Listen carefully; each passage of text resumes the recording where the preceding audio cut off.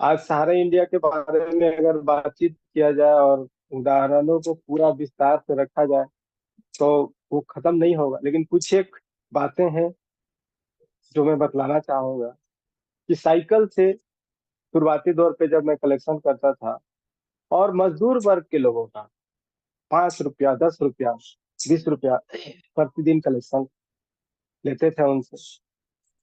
और जब उनका मेचूरिटी भुगतान का समय आया, जब उनको भुगतान मिलने लगा, तो जैसे ही वो भुगतान लेके जाते थे बहुत खुशी खुशी जाते थे। लेकिन दूसरे तीसरे दिन जैसे ही मिलते थे तो मिठाई खिलाते थे और एकदम भाव विभोर होकर बोलते थे कि भैया आज हम अपना रिक्शा खरीद लिए। कोई बोलता था भैया आज हम घर में टीवी खरीद लिए। कोई बोलता था भैया आज हम अपना घर को मरम्मत करा के रहने लायक बहुत सुंदर बना लिए। ये सब चीजें जब सामने आने लगी तो एक पूरे शरीर में सिहरन सा होने लगा कि हम कितने सौभाग्यशाली हैं कि इतने अच्छे जगह पे हमको जुड़ के काम करने का मौका मिला। कोई ना कोई अच्छा काम किए होंगे पूर्व जन्म में कि भगवान ने सहारा इंडिया परिवार से हमको जोड़ा। अब इसके अलावा जिसे कहीं भूकंप आ गया तो सुनने में आया कि सहारा इंडिया परिवार ने बढ़ चढ़ कर हिस्सा लिया। कहीं बाढ़ आ गया, कारगिल शहीद हो, चाहे मुंबई हमला का जो शहीद हो, उसमें सहारा इंडिया परिवार का जो योगदान रहा। तो हम जिस स्तर के लोग हैं मध्यम वर्ग के, चाह के भी उस स्तर का मदद, मन में इच्छा होती है कि हम प्रत्यक्ष रूप से वहां तक पहुंचे और मदद करें, उसमें हमारा भी सहयोग शामिल है। लेकिन शायद संभव नहीं है। लेकिन सहारा इंडिया परिवार जब वो सब कार्य कर रही थी तो एक अंतर मन में लगा कि कहीं ना कहीं उसमें कुछ ना कुछ अंश तो मेरा भी है। मैं भी सहारा इंडिया परिवार का सदस्य हूँ। तो एक अलग सी अनुभूति। आप सोचिए कि तत्कालीन प्रधानमंत्री भारत रत्न श्री अटल बिहारी वाजपेयी जी का वक्तव्य आता है। वो अपनी भावनाएं व्यक्त करते हैं कि मैं सहारा इंडिया परिवार को धन्यवाद देता हूं कि उसने 300 कारगिल शहीद परिवारों के पालन पोषण की जिम्मेदारी ली। मुझे विश्वास है कि इसी प्रकार दूसरे संस्थान भी आगे आएंगे और देश के प्रति अपनी जिम्मेदारी निभाएंगे। ये सब चीज देखने सुनने के बाद हम लोग आगे बढ़ते गए और एक पूरी भावनात्मकता के साथ जो भी आय प्राप्त कर रहे थे, जो भी काम कर रहे थे, एकदम पूर्ण संतुष्टि के साथ। हाँ, आज वर्तमान में जो परिस्थितियां हैं वो वाकई बहुत दुखद है, लेकिन वो अब समाप्त होने जा रहा है। बहुत जल्द हम लोग इससे बाहर निकलने जा रहे हैं। ये अंतर्मन भी हम सभी को बता रहा है कि अब हम लोग इससे बाहर निकलने वाले हैं। एक बात याद दिलाना चाहेंगे, बहुत लोगों को भी पता होगा, इससे भी बड़ा समस्या था जिससे हम लोग बाहर निकल के आए और किसी को पता भी नहीं चला। बताना पड़ा लोगों को। आज भी पता नहीं है। जब लोगों को बताया जाता है, जब निकाल के अखबारों का कटिंग और वो सारे इंडिया परिवार का भेजे हुए पत्र तो जब निकाल के हम लोग दिखाते हैं, तब उनको पता चलता है कि इससे भी बड़े समस्या का सामना करते हुए सहारा इंडिया परिवार आज यहाँ तक पहुंची है। 2008 में जब रिजर्व बैंक ऑफ इंडिया के द्वारा सहारा इंडिया फाइनेंशियल कॉर्पोरेशन लिमिटेड, जिसके तहत हम लोग कार्य कर रहे थे, अचानक आदेश दिया जाता है कि आप इसको बंद करें। कोई कमी नहीं, कोई गलती नहीं, किसी प्रकार का कोई त्रुटि नहीं। सिर्फ वजह यह था कि रिजर्व बैंक ऑफ इंडिया अब इसे चलाना नहीं चाहते। आदेश आ गया, इसको बंद कर दीजिए। एक दिन के लिए बंद भी हुआ। फिर आगे न्याय का सहारा लिया गया, हाई कोर्ट और सुप्रीम कोर्ट से भी राहत मिला, और रिजर्व बैंक ऑफ इंडिया को निर्देशित किया गया कि आप सहारा इंडिया परिवार के साथ बैठें और फिर से विचार विमर्श करें और एक नया आदेश पारित करें। तब एक नया बैठ के रिजर्व बैंक ऑफ इंडिया और सहारा इंडिया परिवार के द्वारा यह तय किया गया कि आप 2011 तक, एक समय निर्धारित किया गया कि जो भी आप खाते खोले हैं उसमें आप रिन्यूअल ले सकते हैं, लीजिए। लेकिन 2015 तक आप टोटल भुगतान करके आप इसका जीरो बैलेंस शीट दे दें। मामला 75,000 करोड़ का था। सहारा इंडिया परिवार ने अपना मजबूती दिखाया और 2011 में ही समस्त भुगतान को समाप्त कर दिया। जो जमाकर्ता ऑफिस तक नहीं आए समय से, कुछ समय इंतजार करने के उपरांत उनको पत्र भेजा गया कि आपका इस योजना के तहत खाता संख्या इतना में इतना रुपया आपका जमा है, आप अपने निकटतम शाखा में उपस्थित होकर कृपया आप भुगतान प्राप्त कर लें। पूर्व भुगतान सूचना। इस तरह से पत्र भेज भेज कर लोगों का भुगतान दिया गया।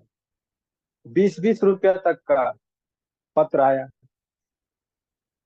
जमाकर्ता सोच में पड़ गए। एक जमाकर्ता बोल रहे थे, यार पत्राचार करने में तो 20 रुपया से ज्यादा लग गया होगा, लेकिन हम सिर्फ एक डेली का खाता खोले थे और उसके बाद हम चलाए भी नहीं थे, मात्र 20 रुपया जमा था, उसका भी पत्र मेरे पास आया। ये थी सहारा इंडिया परिवार की विश्वसनीयता, आज भी है। और उस समस्या से सहारा इंडिया परिवार हंसते खेलते बाहर निकल के आई, आगे बढ़ती गई और सोसाइटी के माध्यम से हम लोग आगे बढ़ गए। किसी को कुछ पता नहीं चला। उसका वजह क्या था जानते हैं? सिर्फ और सिर्फ वजह यह था कि उस समय प्रतिबंध कुछ भी नहीं था। सहारे इंडिया परिवार के सारे हाथ पैर खुले हुए थे, सारे संसाधन खुले हुए थे। रिजर्व बैंक ऑफ इंडिया ने सहयोग भी किया। समस्त भुगतान जो भी करता था उसको ऑडिट उनके द्वारा किया जा रहा था कि सही भुगतान हो रहा है या नहीं, देख रेख किया जा रहा था। और सहारा इंडिया परिवार के द्वारा हंसते खेलते सारा भुगतान को निपटा दिया गया। और हम लोग 2015 से पहले 2011 में ही समस्त भुगतान को निपटा के आ गए। किसी को पता नहीं चला। बस सिर्फ और सिर्फ वजह यह था कि बेड़ियां नहीं लगी। सारे संसाधन के मार्ग खुले हुए थे और सहारा इंडिया परिवार में संसाधन की कमी कभी नहीं रही। जहां तक मेरा अनुभव है और जो मेरा ज्ञान है, जिस दिन से जुड़ा हूँ सहारा इंडिया परिवार में, हमेशा अपना बैलेंस शीट प्रचारित करती रही है, हमेशा बतलाती रही है।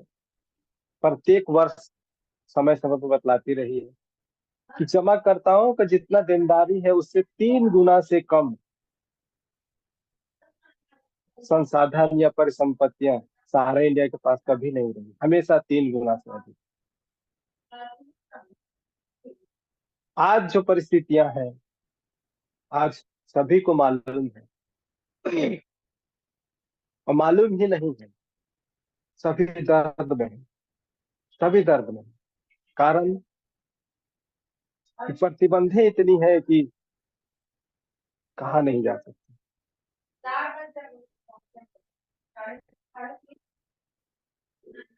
हर तरफ से प्रतिबंध, सबको पता है। बार बार इस बातों को चर्चा में लाया गया, अखबारों में आया। आज मैं ब्याज लगभग 28,000 करोड़ रुपया सारा से भी अकाउंट में पड़ा हुआ है।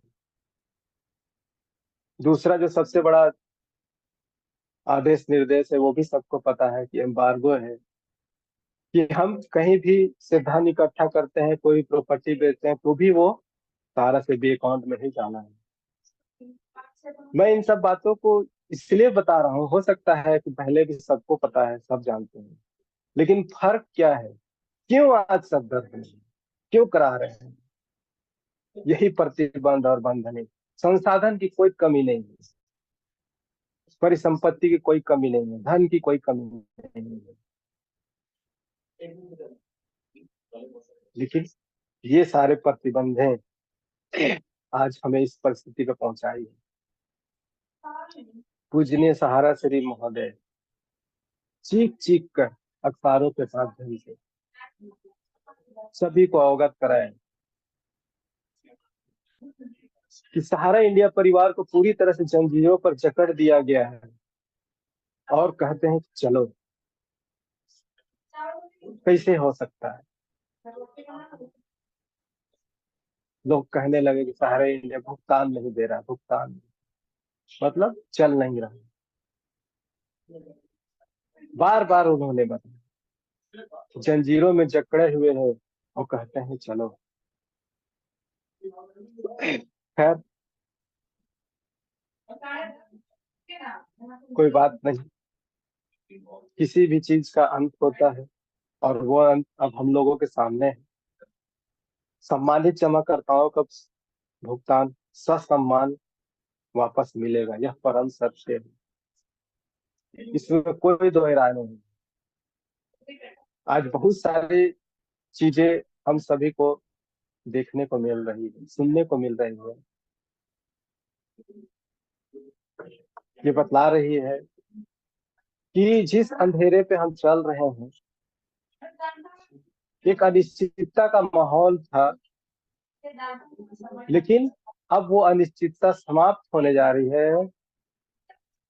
हल्का हल्का रोशनी सा दिखाई दे रहा है। कभी भी अचानक सा आपके सामने पूरी तरह से रोशनी एकदम आ जाएगी। उस दिन जो हम लोग महसूस करेंगे,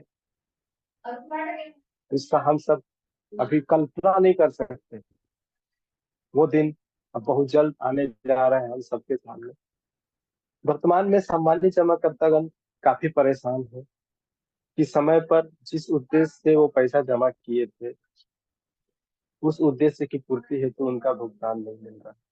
सचमुच दर्द है लोगों में,